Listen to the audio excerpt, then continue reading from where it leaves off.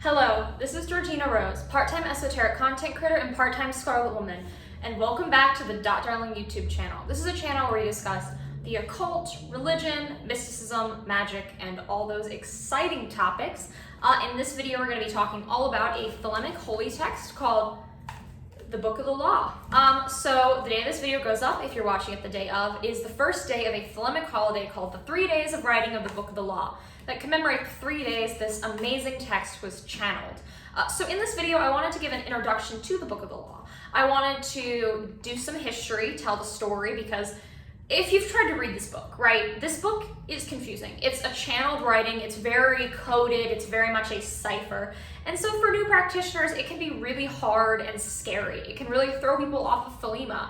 And so I wanted to offer a little bit of an introduction to help this make a little bit more sense, because I really fully believe you need that context to understand all the beauty and rich mystic information that comes out of this lovely little book.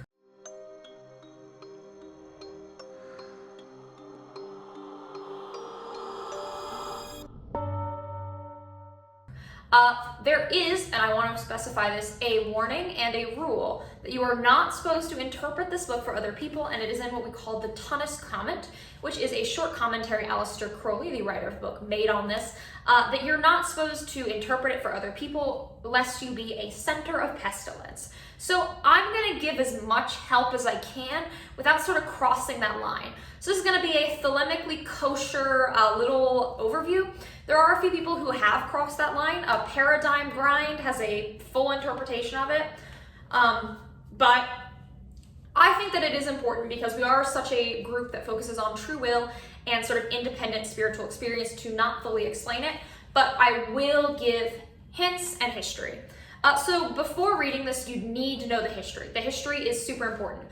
So this book was written and Thelema was started by a guy named Aleister Crowley.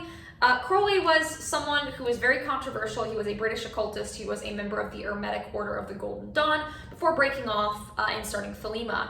And when this book was received, what he called the New Aeon, or the time of Thelema, began. So for some context on Crowley's practice, because that'll come in later, Crowley was very experienced in Hermetic practice and Kabbalah. So hopefully that gives a little bit of help. But basically, this whole saga begins, and when Crowley recounts it, he always starts with this part. So he was on a honeymoon with his new wife, Rose, and Rose was not an occultist. This is important. While Rose spent a lot of time around Crowley, so she probably picked up some occult ideas, she was not a practitioner herself. That's really important to note. So he was on a honeymoon with her to Cairo. And things began when he was sort of doing some rituals in his hotel room with her, where he was trying to connect with sylphs, which are a form of air spirit. They're really common in Golden Dawn elemental rituals. And so he was really struggling to invoke them. It wasn't working well. The ritual was not going great. Rose was definitely not impressed. She was like, what's happening? And so things were weird. And then Rose starts getting these kind of cryptic messages that there's something important going on.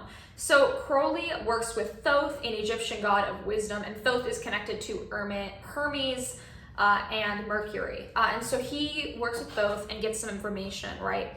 And over the next few days, Rose gets more and more of these signs, and she mentions Horus by name. So Crowley goes, okay, I guess we gotta invoke Horus. So they're in this little apartment in Cairo, and they decide to call down Horus right at noon on April 9th, 1904. And what happens is, through an intelligence, which Crowley would later recognize as a holy guardian angel named Aiwass, he receives this book. And the book, it's received over the course of 3 days. It all starts from noon to 1 p.m. and it takes an hour each day. And through Aiwass, he connects to 3 beings: Nuit, Hadit, and Ra-Hoor-Khuit, in that order. So it begins with Nuit. Nuit is an Egyptian sky goddess. It's not the same as Nut. And you're going to notice, you're going to see these names that are very similar to traditional Kemetic pagan deities, but they are different, right? They're Egyptoid is a term I've heard. And their names are changed for Kabbalistic reasons. Same with the Babylon thing. And so they are a little different. Basically, there's Nuit, Hadit, Ra-Hoor-Khuit. Nuit is the divine feminine, Hadit is the divine masculine, and Ra-Hoor-Khuit is the magical child. If you watch my Hermetic Kabbalah video, you're going to see a parallel here. And so each of them sort of gives a different message. And through these, you see a lot of the core teachings of Thelema emerge. We see the Thelemic holidays, like celebrating the equinoxes and certain other holidays that Thelemites recognize. You even hear instruction on how the book is meant to be printed with like a red cover and specific colored text. But as well, we see a lot of core ideas. So this idea of pure will, which we talk a lot about in Thelema about will, because Thelema is the Greek word for will. But we also see this idea of true will emerge. And true will is sort of a person's highest like journey in life. It's every person has their own true will, and that's why us Thelemites do all these rituals. And the idea, it's phrased as pure will in the Book of the Law, but this is the first time this term emerges. As well, the Scarlet Woman is mentioned for the first time in the Book of the Law, and the Scarlet Woman would later become a huge Thelemic concept, and Crowley would have a series of Scarlet Women that he would work with ritualistically. And so through this text, it's all written in a prose poem, and it's very layered. A lot of the lines have very strong Kabbalistic references and references to other parts of Western esotericism.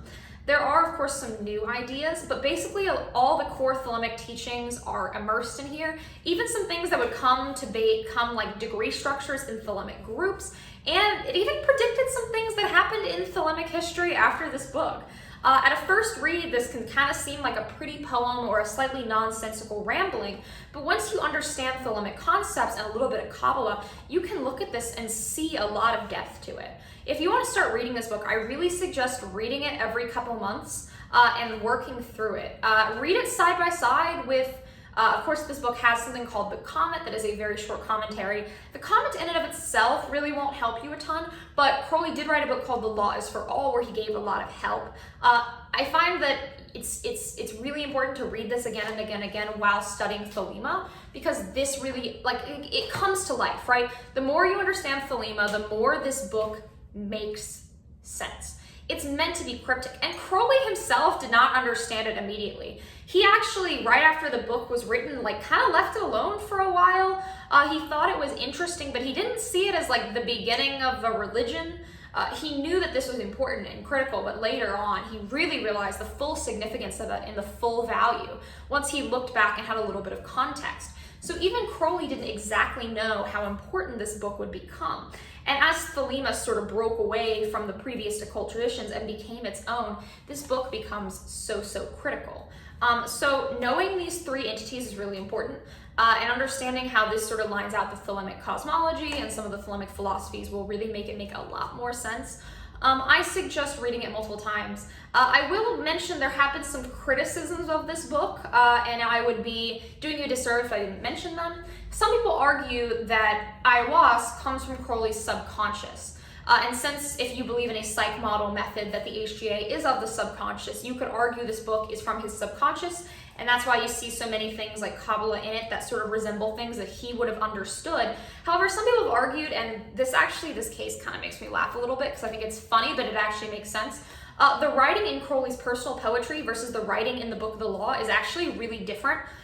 They still use some of the same like meters, because there's certain poetic meters that you see in the Book of the Law versus Crowley's poetry that's notable. But I will say, I think this take that Crowley couldn't have written it because the writing is so much better is kind of funny. But I actually somewhat agree with it, because if you read his poetry, you still see the same meter, but the style's different, right? This is a little prettier, a little more poetic, a little more... because each chapter has a different voice, right? The Noit and Hadith chapters, the Noit is very sweet and loving and feels very warm, and the Hadith chapter has this energy to it, but it's still kind of wholesome. And then the Rahor-Queet chapter is like warlike. It has some of the most transgressive lines in this book in the Rahor-Queet section. As well, the Rahor-Queet section really focuses on tearing down the old Aeon, which the idea of Aeons is a big thing in Thelema. I can't explain all of that in this video, but if you guys would like an Aeon video, I would love to make that. It's a really important idea in Thelema. But basically, in a short version, the Aeon of Horus is when he believed Thelema would reach its full potential and sort of the new world that he wanted to start would begin. And this marks the beginning of the Aeon of Horus, which, if you're paying attention, Horus was the spirit that led to ayahuasca and all of this happening. Of course, I did mention there are three spirits, but ayahuasca was what connected to these three spirits, so these three spirits were not called on by themselves. This book is so important to occultism. I think even if you're a non-Thelemite, reading it is important, but make sure you read it with the proper lens. So I hope this gives a little bit of help with reading it. You can find copies of it everywhere. It's on the Hermetic Library. It's printed in Liber ABA, and it's public access. There's also audiobooks of people on YouTube who've done it. Next year for 3 days of writing, I want to do my own audiobook version for YouTube to follow up this, but I felt like I should give some context. And happy 3 days of writing of the Book of the Law. And if you're watching this later, I hope you're having a lovely day wherever you are. And before I plug myself and close out this video, I have a word from our sponsor. So this video is actually sponsored. That's really exciting for me. But this video is sponsored by a ritual supply company. So I know that once people get into Thelema, they really start doing rituals. So I partnered with GOETIC Impressions, who make Enochian, Left-Hand Path, and GOETIC Solomonic ritual supplies, which Thelemic rituals incorporate a lot of those things. So the company is great. The first thing is this little pendant. They have lamens for all the GOETIC spirits. You can get one of these for every single spirit. And lamens, as we know, are super useful in rituals. If you guys want me to talk about lamens, I would love to. And they also have them for some other spirits. I got a crystal ball with the Siglium Dei in it, which is superly helpful for Enochian, because Enochian incorporates a lot of Siglium stuff and scrying. They have full Enochian setups. They have watchtower banners. They have tables of practice. And I got this lovely carved Babylon candle for the Thelemites here, because we love Our Lady Babylon. They have carved candles for tons of spirits. And even beyond this, they have some pins. They have some circle mats, and all these very affordable supplies to begin your ritual practice at a reasonable rate, because I know a lot of people talk to me about ceremonial magic prices intimidating them. And you get an even bigger discount because I have a special offer for all of my subscribers. Use code .darling10 or the link in my description box. It's an affiliate link, and you will get 10% off any purchase. And finally, if you want to support me outside of using that code, you can find me on TikTok, Instagram, Twitter, here, and I host the podcast Occultism: The Side of Salt on Spotify, Apple Podcasts, and also on YouTube, and they have a Patreon for that as well. And if you want to support me, I have a Patreon, and you can donate directly through Ko-fi. Thank you for watching. Like, comment, and subscribe. And if you're subscribed for 93 days, you will meet your holy guardian angel, and maybe they'll dictate the next Book of the Law to you. Have a lovely evening.